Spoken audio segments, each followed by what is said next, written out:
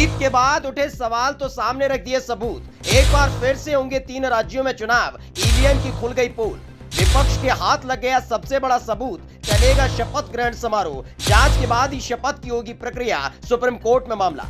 EVM वाले सबूत पर चुनाव आयोग भी सन्न, बीजेपी की हालत हो गई खराब, जीत के जश्न में पड़ गई खलल। जिन 5 राज्यों में चुनाव हुआ उनमें से 3 राज्यों में एक बार फिर से चुनाव होने का अंदेशा जताया जा रहा है। ये वो राज्य हैं जहां बीजेपी ने जीत दर्ज की।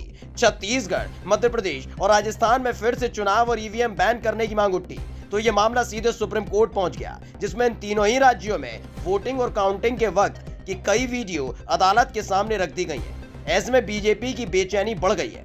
वही मांग की जा रही है कि जब तक मामले की सुनवाई हो तब तक के लिए शपथ ग्रहण समारोह को रोका जाए। उधर बीजेपी इस जुगाड़ में लगी है कि सुप्रीम कोर्ट से कोई आदेश आए उससे पहले ही सरकार का गठन कर लिया जाए, लेकिन इस मांग ने बीजेपी की हालत खराब कर दी है। क्या वाकई ईवीएम के जरिए हो गया बड़ा खेल?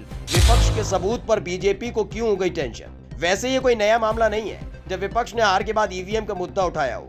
इससे पहले भी कई दफा ईवीएम बैन करने का मामला सामने आता रहा, लेकिन हर बार विपक्ष अपनी बात को साबित करने में नाकाम रहा।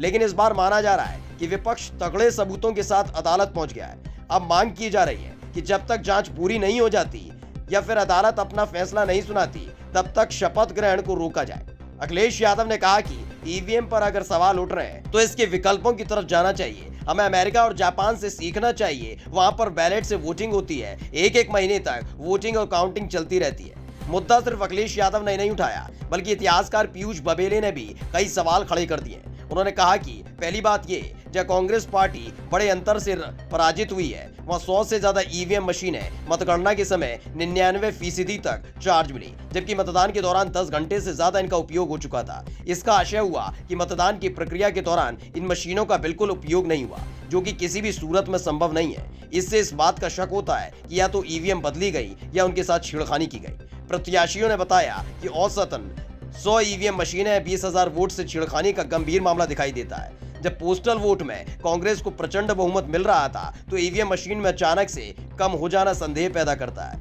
चौथी बात ये कि इस हेरफेर से भाजपा ने अब जब ज्यादातर सीटों पर अपनी बढ़त हासिल कर ली तो प्रशासन पर दबाव बनाकर मतगणना के आखिरी 5वें राउंड में कम अंतर से पीछे चल रहे या आगे चल रहे कांग्रेस प्रत्याशियों को हारा हुआ घोषित कर दिया। इन तमाम सबूतों के साथ चुनाव परिणाम को चुनौती दी गई है। अब देखना है कि आखिर में फैसला क्या लिया जाता है। Special desk Sam TV. Subscribe करें साम टीवी, क्योंकि हम आ गए हैं अब आपके बीच, दिखाएंगे सत्ता के वादों और अपराधियों के एक एक कारनामे की हकीकत। और हाँ, अगर आपके पास भी हो कोई ऐसी खबर तो कमेंट करके हमें बताएं, क्योंकि बिना डर और दबाव के हम दिखाते हैं हर एक खबर डंके की चोट पर।